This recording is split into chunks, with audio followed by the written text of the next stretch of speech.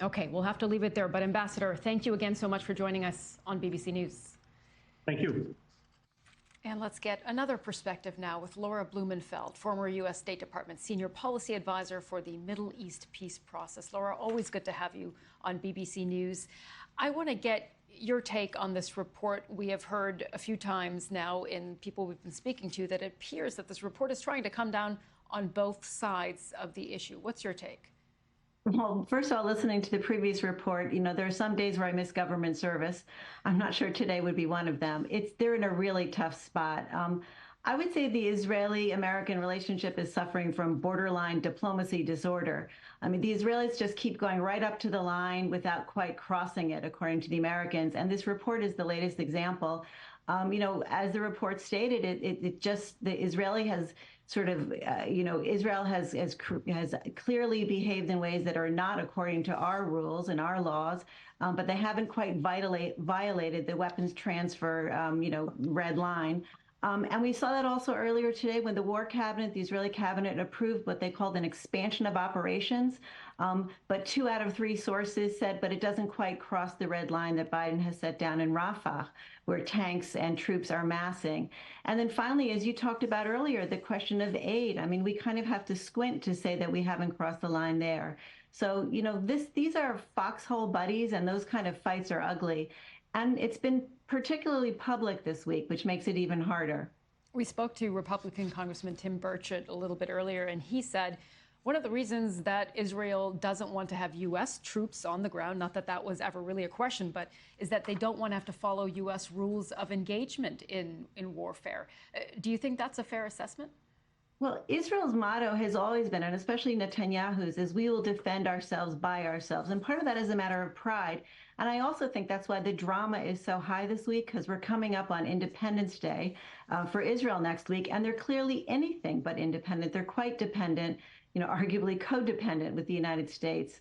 Again, we saw that in the UN today, where you had the Israeli ambassador to the UN shredding the UN charter. I mean, it was operatic. And you had, one of the cabinet members tweeting, I think this was yesterday, Hamas hearts Biden. I mean, anything but. Biden has been the most pro-Israel president on record. But it's this kind of undercutting of autonomy that Israel's feeling particularly acutely today, as they're kind of at this Sinwar's last stand moment at the edge of Rafah, where we're really feeling the heat between allies. Taking all of that together, Laura, what do you think this report will actually mean for U.S. policy and its relationship with Israel as well? Well, I think it's a warning. There have been many, many warnings, but as Secretary Blinken said, superpowers don't bluff. And I think the next step will be real consequences. I mean, with this pause of weapons transfers, the guillotine is raised, it hasn't fallen. And there really is quite dramatic, I don't want to call it panic, but in the kind of pro-Israel community, and I think steps will be taken. We saw that following the Come to Jesus phone call several weeks ago after the World Central Kitchen aid workers were tragically killed. You did see some moderation in behavior on behalf of the Prime Minister and the IDF.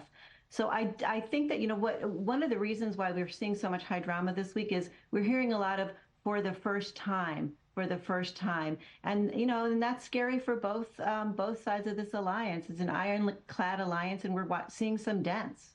And Laura, from your perspective and your experience as well, I mean, the report did say it did not have enough information to verify its assessment. What does that mean? Does that mean that we could see then another report released, a further assessment?